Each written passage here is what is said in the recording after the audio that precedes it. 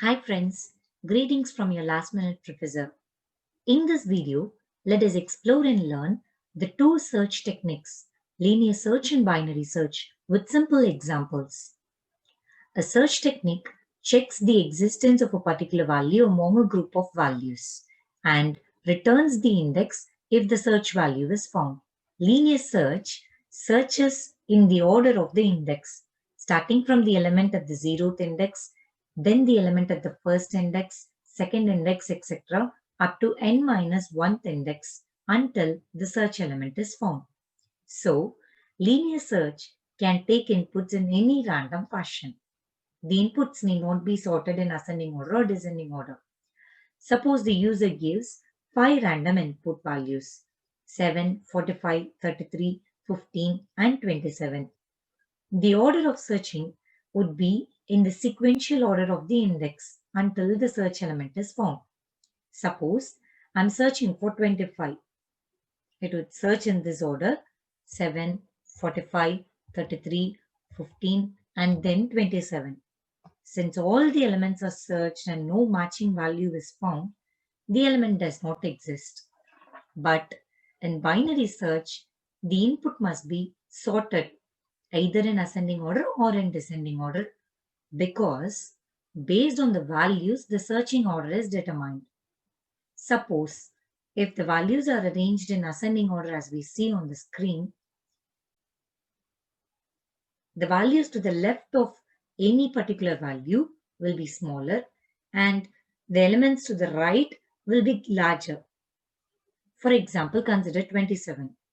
The elements to the left of 27 are 7 and 15. Both are smaller than 27. And the values to the right of 27 are 33 and 45. Both are larger than 27. This forms the foundation for the binary search.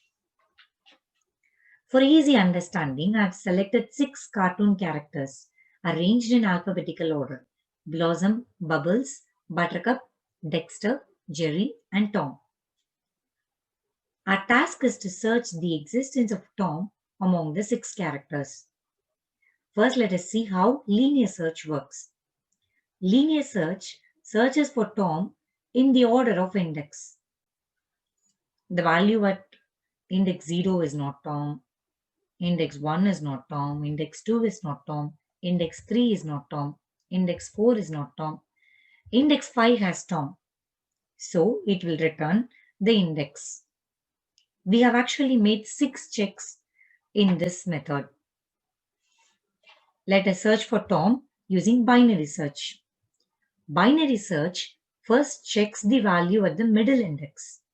If the value at the middle index is not the search value, then a decision is made whether to check in the left of or in the right of based on the sorting pattern of the input values. In the selected half, the value at the middle index is considered and the process is repeated. When I say middle index, if there are even number of values, say 6 values, there will be 2 middle indexes. We can choose any of them, but make sure that you stick on to the same kind of pattern. I'm planning to fix the first among the 2 middle indexes as mid. Coming to our example, Buttercup is at the middle index and it is not the search element. Our inputs are sorted in alphabetical order. Among the elements to the left of Buttercup and right of Buttercup, in case Tom exists, it should be after Buttercup, since T comes after B. That is to the right of Buttercup. So, the elements to the left of Buttercup are ignored and the search is made in the right of. Now, the elements under consideration are from the index next to Buttercup till the end, that is, from Dexter to end. Now, among these 3, the middle element is Jerry, which is not a search element. Since T comes after J, the left of J is ignored and the right of Jerry is considered. Now our search is from Tom to Tom. and middle element is Tom, and that is our search value. We actually made 3 checks for searching Tom: Buttercup, Jerry, and Tom using binary search, whereas we made 6 checks in the linear search. Considering the time complexity, linear search is of the order of n.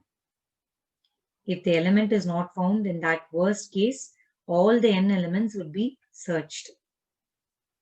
But in case of binary search, given sorted inputs, since we split into half and search, the time complexity would be of the order of log n. That's it. To encourage and support this work, do like, share, and subscribe.